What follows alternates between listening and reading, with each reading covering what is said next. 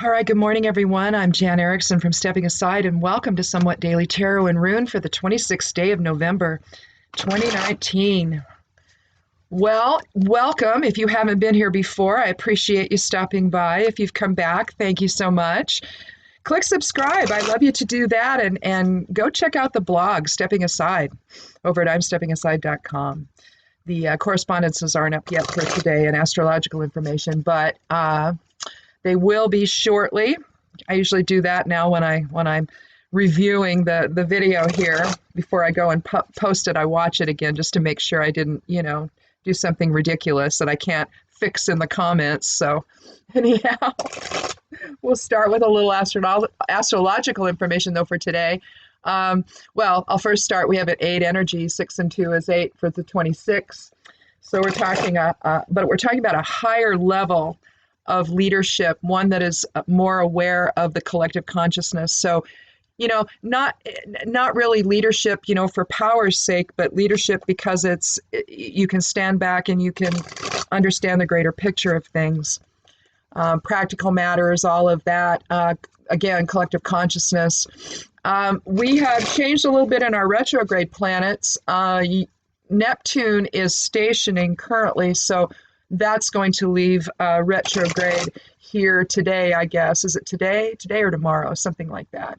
There's always a little bit of an effect afterwards. We're still in the after effect of Mercury and that retrograde. But right now, Vesta has gone retrograde, and Vesta's in the 4th house in Taurus. So it's really about reevaluating probably how you relate to your family. In terms of responsibilities, maybe you have not been taking care of things like you should. So we'll start with that aspect of it. And, when planets go retrograde, it just sort of gives you you're kind of dealing with the opposite of its effects. So like when Jupiter's retrograde, instead of Jupiter being expansive outward, you're going to feel its effect being expansive inward. So in that respect, you would start really looking at who you are and what you believe in, and, and all of those things, how you manifest that inward. So it's expanding your awareness inward. So that's kind of how you can think about some of these retrograde situations. I know Mercury is quite complicated, but it doesn't really have to be, I suppose. But right now we've got then Uranus, Pluto, and Vesta that then are in retrograde right now. So you can always check the correspondences and astrological information. I put those up pretty much daily, at least 5 days a week usually. Sometimes I'll do them every day. But really it's for people that work magic because it's got the correspondences for the specific day, they're on it. But when you're working magic, you also want to look at astrological information. And so I just got the idea, well, what if I just combine them both and just put stuff up daily? That would give everybody some kind of astrological forecast for the day, and then plus the rest of it for magical workings. It's just an easy, rather than checking, the correspondences section of your grimoire, you can just look there for if you need to remember something quickly, like, what stone or what incense or what herb or which god or goddess or what have you, So anyway, that you can always check that as well for astrological information. But anyway, the sun is 11th house in Sagittarius still in conjunct with Uranus. Avoid impulsive action. The moon's in Sagittarius in the 11th house. That's newer. That's new today, I think. New moon in Sagittarius is today. I believe it's Sagittarius. Yeah.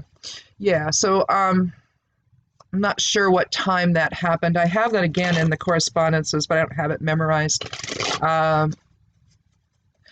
Let's see.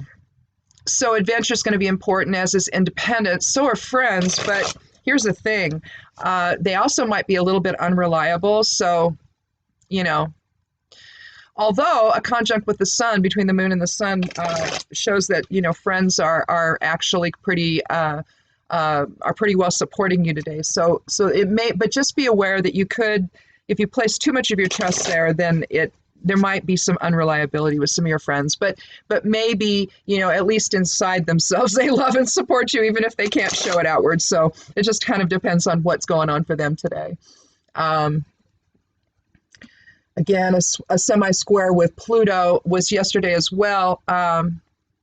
This is a moment for honesty, both within and without. And I just think that sometimes friends can't always hear that, family can't always hear it. So you're probably going to want to just sort of let things settle. If you do have to say something, about something, let the situation settle a little bit, and maybe it might be better received.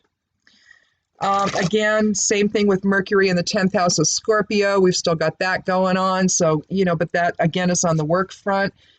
Venus in Capricorn and the 12th house, that's new today.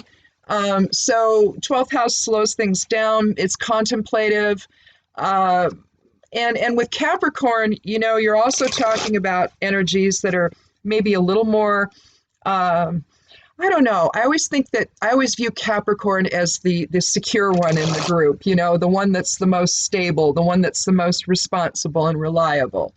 And with that person, relationships might be slow to develop, but when they do, they're pretty long lasting. So I kind of feel like you're looking at something there that maybe sort of is the underlying energy for today, that if we just sort of slow down a little bit and in our reactions to others, and just sort of, again, the semi-square between the moon and Pluto, emotions are present, honesty is necessary, but just find a way to do it.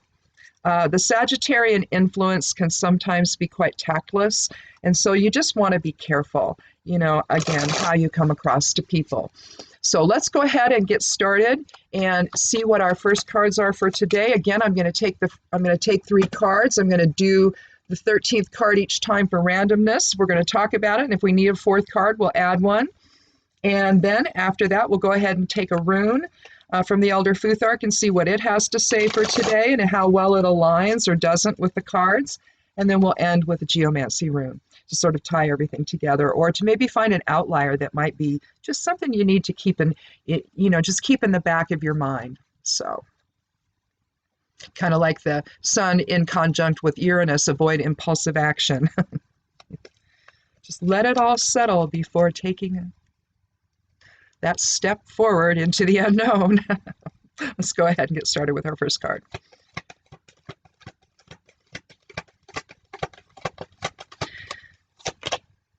Oh, well, we got this yesterday, so we're still dealing with that.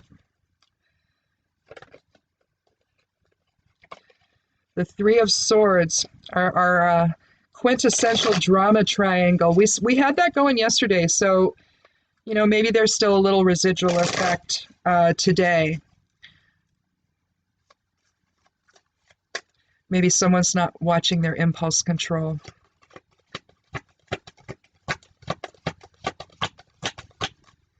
Or maybe trust is just not ready to come back yet. Maybe the situation was bad enough. King of Cups is our second one. So that kind of tells you what the, well, we'll talk about it. The Kings are interesting. They're not my favorite card in the court card. In the court cards, I don't like the King. I never have.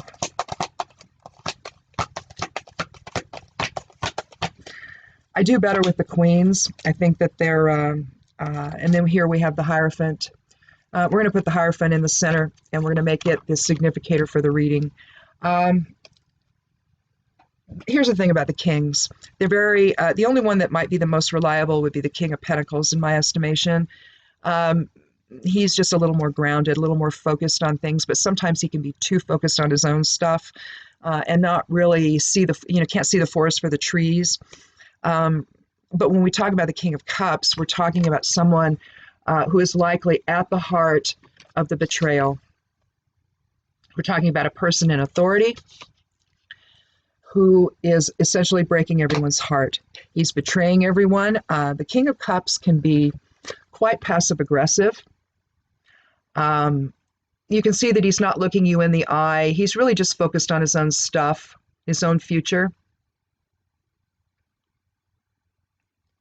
You see the water behind. He's basically almost floating on the ocean, right? He's unreliable, and he's, like I say, very passive aggressive in its worst sense of self. I mean, he can be intuitive, he can be compassionate, he can do all of those things, but if he's too self-absorbed, it's just not ever going to reach the surface. Whatever he cares about focuses only on him. He's also somebody who's quite divisive, and he is at the heart of this. He's at the heart of the betrayal. So, either something new has come up today, or this is a carryover from yesterday, and we're starting to see just exactly who the person is who's doing the betraying, who's causing the drama triangle to happen. The most obvious example, of course, of this is what's going on with the president, or the so-called president. Very narcissistic, very conflict-oriented, very grievance-oriented, throws rocks at everything, causes as much trouble as he can. And for some reason, people seem to think that this is a position of strength. It's not. When you see somebody doing that, they're trying to distract you from the things that they're doing, all right? If they're trying to cause trouble, it's either out of revenge or it's to hide what they're doing, all right? And we see both of those attitudes and beliefs and traits in the guy in the Oval Office. So if you need to try to extrapolate from what he's doing, do that. Use him as an example, and then try to look for, and if this is happening in your personal life, and this is not simply describing what we're all dealing with collectively here, which unfortunately, a lot of the time, these readings can be read both ways. What's happening in the greater, country is stressful, and depending on how it's affecting you in your relationships, because that's really where you see most of the stress. It's in the relationships we have with people now. Because we don't, one side does not talk to the other, and it doesn't matter which side you're beginning with. We don't talk to one another now. If you like him, you feel one way. If you don't, you feel another. And we're talking extremes, and nobody can really, nobody really wants to understand the other person because, the ones that don't like him think the others are crazy and for doing so. And so we don't stop and listen to what was at the core of why a person supported him or didn't. All right. Nobody wants to hear those positions from one another.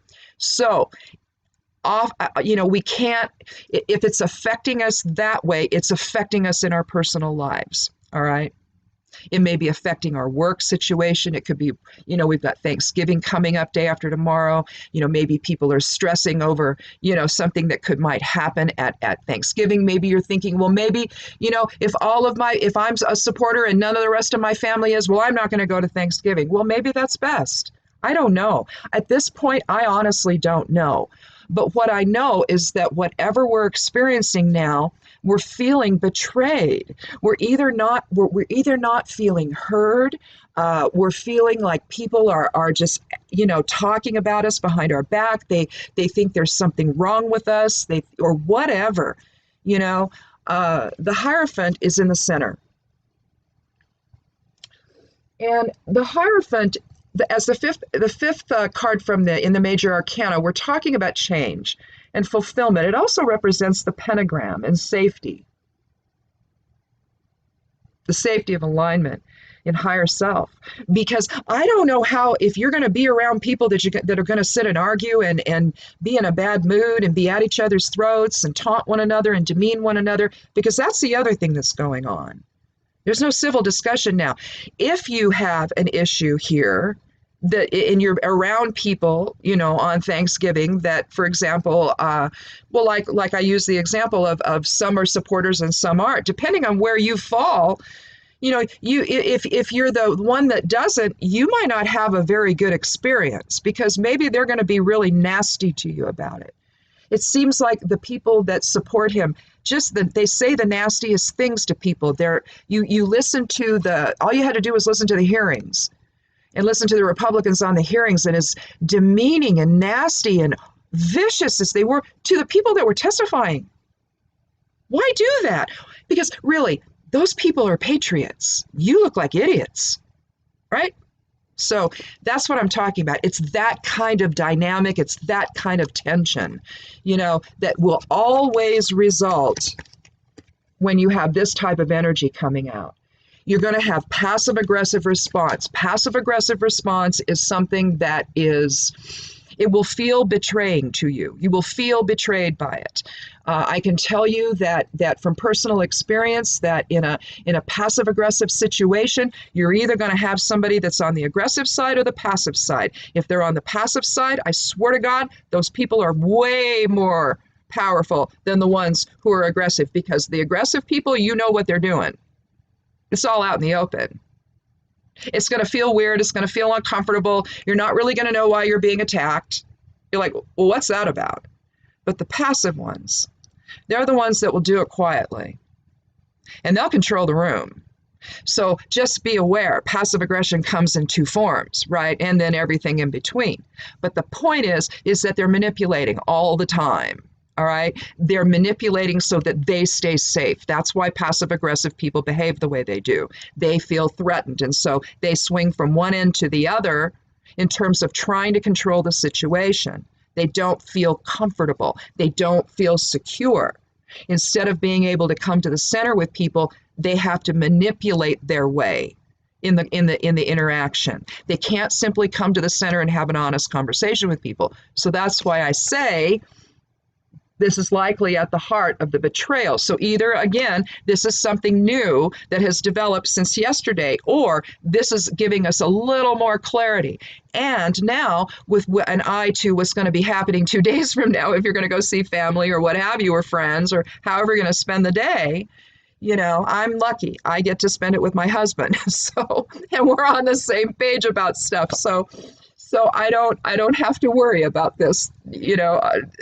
I just don't. I can stay right here. We bought our turkey. I'm going to take it out probably tomorrow morning and start thawing it. And, we're all ready to go. But if you haven't done that and you're going to be freewheeling it somewhere else, you just don't know. And depending upon where you fall in this whole dynamic, if you're with, a mishmash of people, then you're going to be with a mishmash of energies, and you just don't know. You're likely going to have some passive aggressive energy in the mix, and you might feel somewhat betrayed. So, but with the Hierophant, you're basically having to access your own inner teacher here.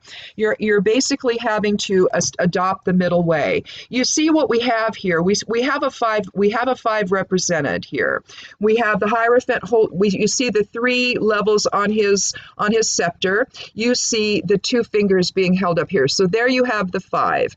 You have 3 levels of the crown there. You see the 3 points up there at the top, focus it on spirit.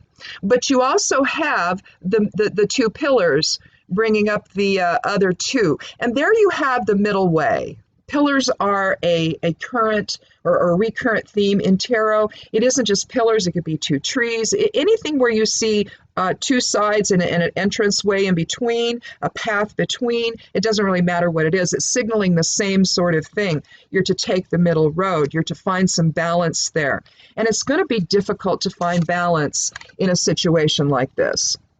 All right. And so the balance that you're going to have is going to have to come from inside. And where do you do that? You align in source presence. You visualize all the connections that you have, the little channels of energy that you have to other people. You intend for them to dissolve from that place of inner stillness.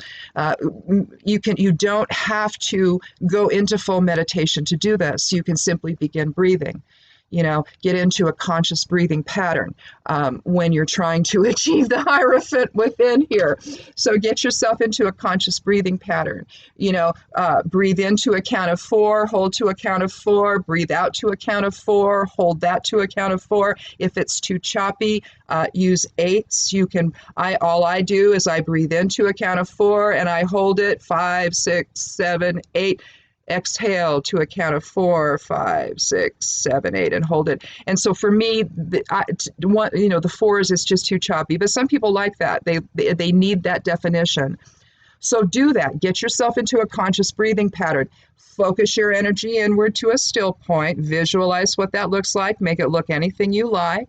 I like to use a pearl. I don't know why, but I like to have like a little pearl essence orb. I like pearl essence on paint. So, when you do your paint and then you do like a pearl cover, overcoat to it, I like that. So I just envision a little round sphere that's kind of a pearlescence color. I can color it anything I want to, and I just bring my attention there. I let all of the energetic channels, I'm an empath, and so I'm aware of them.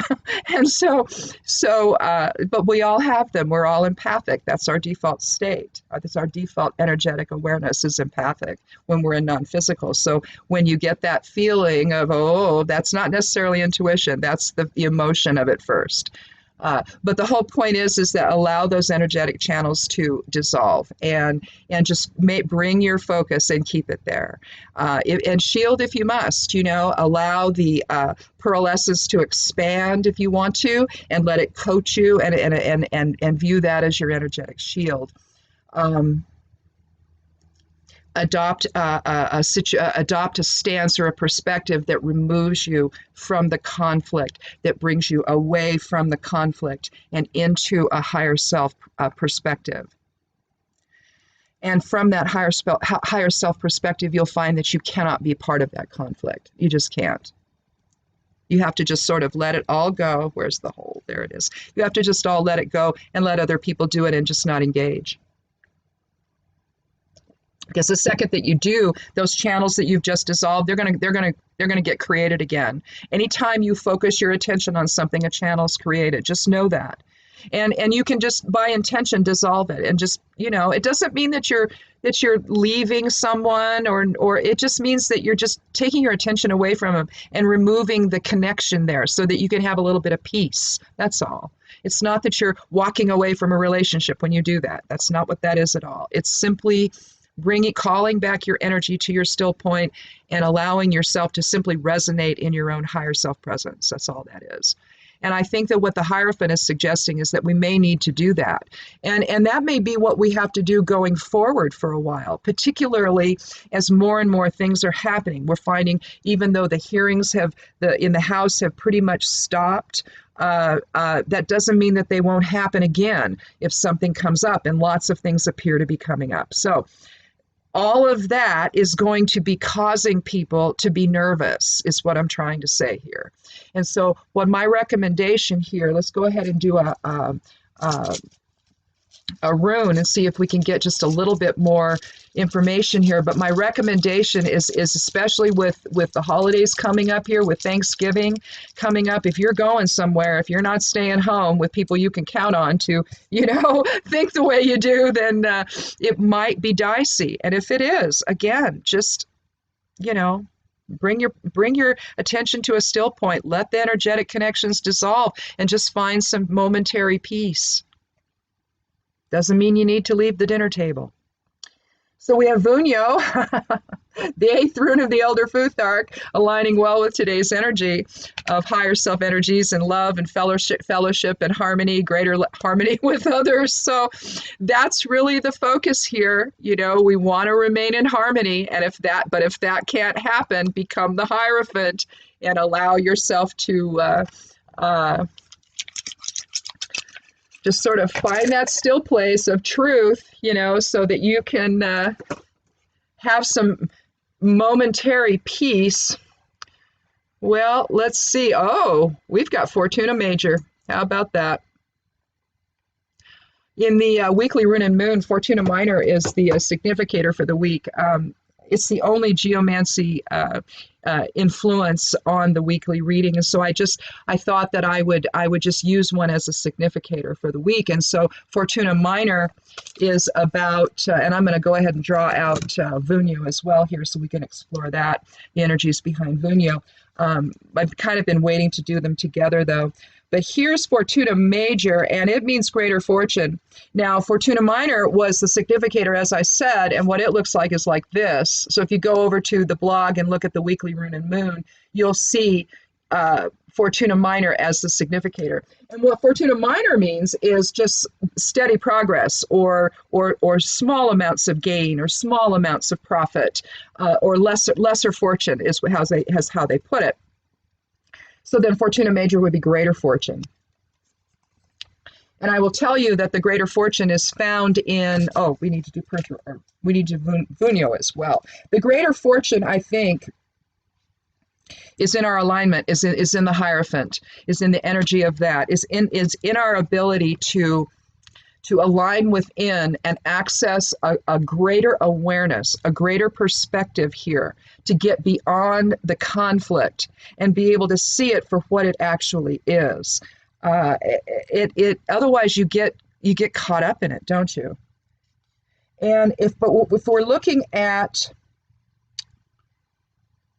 we've got 3 different runes that contain within Vunio.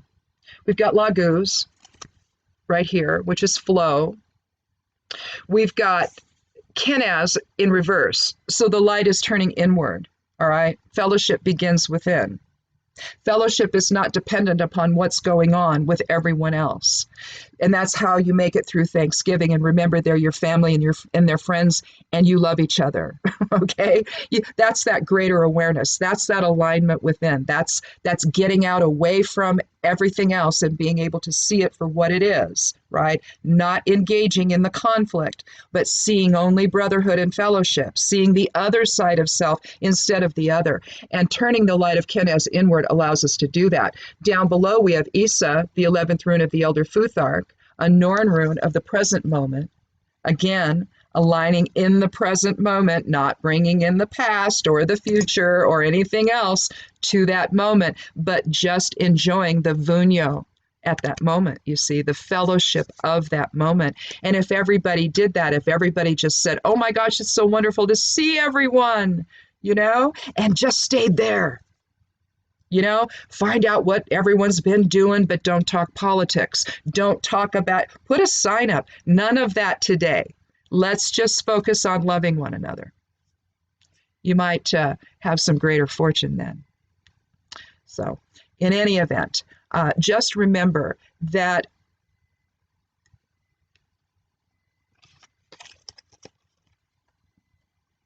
somebody has a need to keep this going. And it's usually having to do with perspective, all right? And that's the issue here. Passive-aggressive people, they've got their own agenda.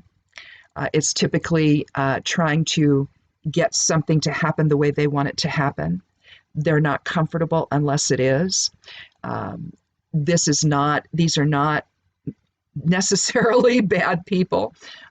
These aren't just because they're manipulative.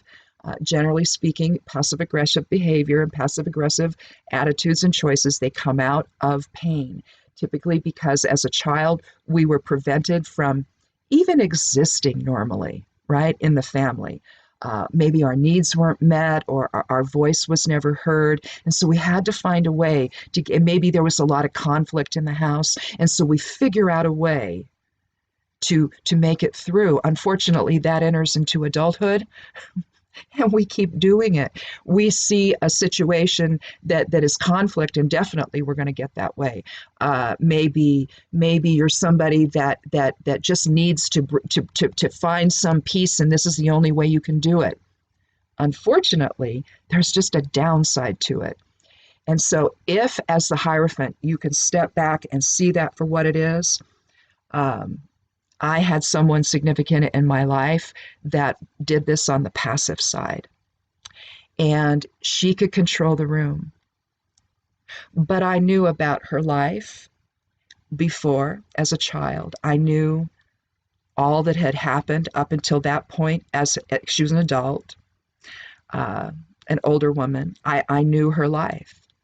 And so I could sit there and say, okay, I know where this is coming from, you know. If we can do that over the next few days, know where something's coming from, that's expressing the Hierophant within.